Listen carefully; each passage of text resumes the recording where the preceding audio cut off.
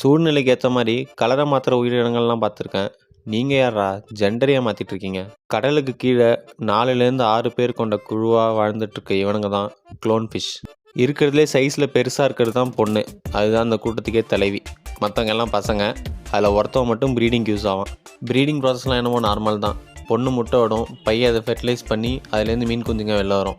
ஒரு வேளை பெண் மீன் காணாமலோ இல்லை செத்தோ போச்சுன்னா அங்கே தான் ட்விஸ்ட்டே.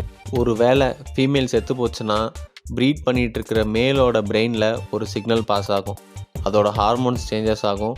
அதோட பாடியில் சில பயாலஜிக்கல் சேஞ்சஸ் நடக்கும். இதனால் அதோட டெஸ்டஸ் எல்லாம் ஓவரியாக கன்வெர்ட் ஆகி ஃபைனலாக அது முட்டை விடக்கூடிய ஒரு பொண்ணாக மாறும். அதை விட சைஸில் நெக்ஸ்ட்டு பெருசாக இருக்கிற மேல் ப்ரீடிங் மேலே கன்வெர்ட் ஆகும். அதாவது எக்ஸ் எல்லாம் அது ஃபெர்டிலைஸ் பண்ண ஆரம்பிக்கும். இந்த சேஞ்ச் வந்துட்டு பர்மனெண்ட். ஒன்ஸ் பையன் பொண்ணாக மாறிட்டானா திருப்பி அவனால் பையனாக மாறவே முடியாது. அடுத்து அவன் சாகுற வரைக்கும் அந்த கூட்டத்துக்கு அவன் தான் தலைவன், அவள் தான் தலைவி.